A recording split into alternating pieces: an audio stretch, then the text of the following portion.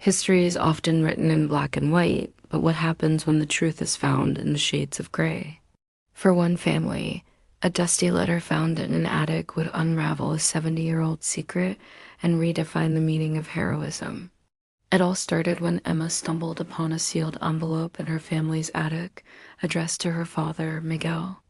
"Dad," she called out, holding the yellowed paper, "why is there an envelope for you up here?"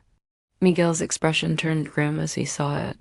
"Don't open that," he warned.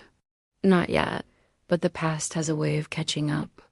Later, in the kitchen, with her sister Rosa present, Emma pressed the issue. "It's been 70 years, Dad. Whatever is in there, we need to know." The weight of decades seemed to fall on Miguel's shoulders as he finally nodded. With trembling hands, Emma opened the envelope and began to read aloud. The letter was a confession, a testament to a hidden truth. It spoke of a secret rendezvous by the willow at dawn and was signed only with the initials, a K. The author, a man who knew their great-uncle Danny, revealed that the family's most cherished story, Danny's wartime heroism, was a lie, but it was a lie told for a noble cause. Danny hadn't been the hero everyone thought. Instead, he had fabricated the entire story to save a young woman's life, helping her escape and giving her a new identity. The letter ended with a plea. "If you tell the truth, tell it as mercy." Rosa's mind raced. "Okay," she whispered. Anna Kowalski, the elderly woman who lives by the old mill. Driven by this new revelation, the sisters went to the mill. There, by a stooping willow tree, they found a rusted tin box buried in the soft earth. Inside was a small silver pendant and a faded photograph of a beautiful young woman, undoubtedly a young Anna. Their search then took them to the town archive, where they uncovered old records mentioning a transfer arranged under suspicious circumstances. Alongside Anna's original name, the pieces were falling into place, painting a picture far more complex than the simple hero's tale they had grown up with. That evening, the atmosphere at home was thick with unspoken questions. Emma finally confronted her father, holding up the photograph. "Tell us the truth, Dad." Miguel's voice broke as he finally confessed the burden he had carried for so long. "Danny chose it," he said, tears welling in his eyes. He would rather be remembered as a hero than have the truth tarnish his name. He made me promise. The next day, Emma and Rosa visited Anna Kowalski. Her home was quiet, filled with memories. Emma gently placed the silver pendant in Anna's frail hand. Recognition flickered in her eyes. Anna, though weak, spoke with a clear, steady voice, recounting the story of her escape all those years ago. "They gave me a new name, a new life," she explained. "Danny, he was so young. He said the price of my freedom was my silence."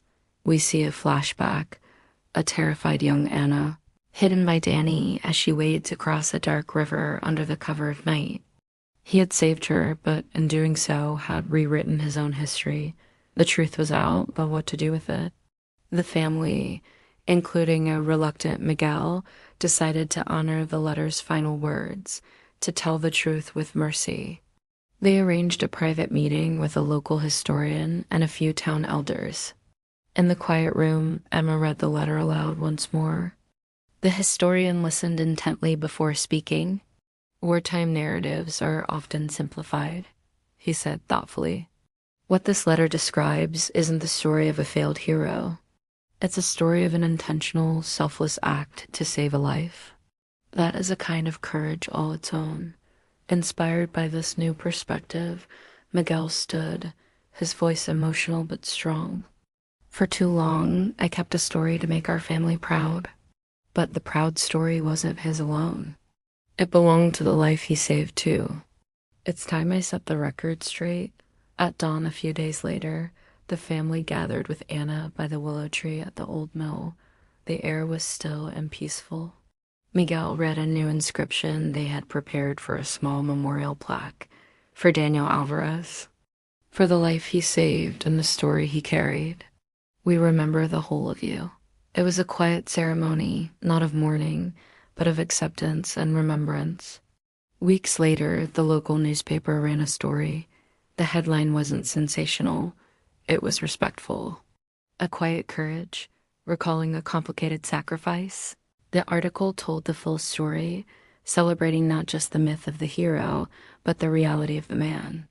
At the town's next Memorial Day service, a new plaque had been added to a memorial bench in the park. It read, "For those whose choices saved others." Remember the whole story? The story of Danny Alvarez teaches us that heroism isn't always about grand gestures on the battlefield.